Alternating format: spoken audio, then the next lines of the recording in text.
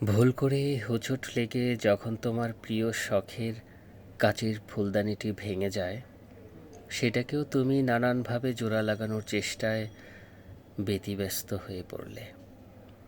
অথচ আমি একটা মানুষ ছিলাম, তোমারই আঘাতে তোমার চোখের সামনেই একটু একটু করে ভেঙে পড়লাম। কিন্তু আমাকে তুমি আদর, আলিঙ্গন কিংবা সান্ত্বনা কোনোটা দিয়েই জোড়া লাগালে না।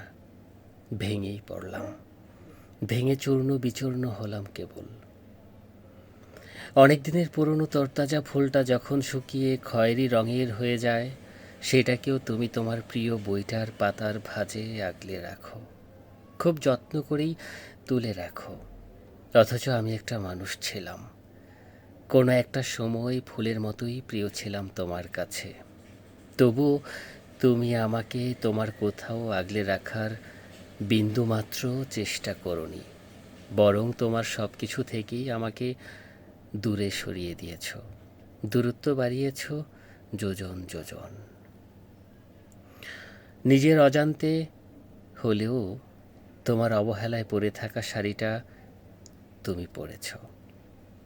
তোমাকে ভালো লাগে না জানার পরও শাড়িটা পরে তুমি বহুবার নিজেকে আয়নায় দেখেছ। ভালো লাগানোর মতো চেষ্টায় নিজেকে শতবার বুঝিয়েছ। অথচ আমি একটা মানুষ ছিলাম, অবহেলা করে হলেও কখনো আমার খবর নেওয়ার বৃথা চেষ্টাটুকুও করনি। বরং আমি খবর নিতে গেলেই তাড়িয়ে দিয়েছ তীব্র বিরক্তি নিয়ে, কাকতাড়িয়ে দেওয়ার মতো করে। গণিতে তুমি ভীষণ কাঁচা ছিলে, গণিত তোমার অপছন্দের একটা বিষয়ও ছিল। তবুও পরীক্ষায় উত্তীর্ণ হওয়ার জন্য সামান্য একটা কাগজের সার্টিফিকেটের লোভে তোমার অপছন্দের অঙ্কটা করতে করতেই গোটা কয়েক খাতা শেষ করে ফেলেছ। অথচ আমি একটা মানুষ ছিলাম, জলজ্যান্ত একটা মানুষ থাকার পরও তুমি আমাকে কয়েক হাজারবার মেরে ফেলেছ, যেন আমি তোমার কোনো বিষয় ছিলাম না কখনো। যেটুকু ছিলাম সেটুকু তোমার প্রয়োজনের বাইরে, গতকালের বাসি খাবারের মতো।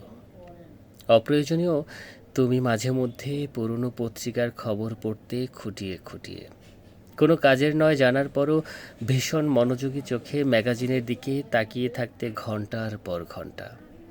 এটা নয় ওটা, ওটা নয় এটা করে করেও কখনো কখনো অকারণেই কত সময় অপচয় করে ফেলো। অথচ আমি একটা মানুষ ছিলাম, আমাকে কখনোই তুমি পড়ার চেষ্টা করোনি। তোমার চোখের সামনে মেলে ধরার পরও আমার চোখের ভাষা, মনের কথা, আক্ষেপ কিংবা তীব্র আকাঙ্ক্ষার কথা বুঝতে চাওনি। বরং আমি বোঝাতে চাইলেই তুমি অবুঝ হয়েছিলে, বোকা বোবা পাখিটির মতন।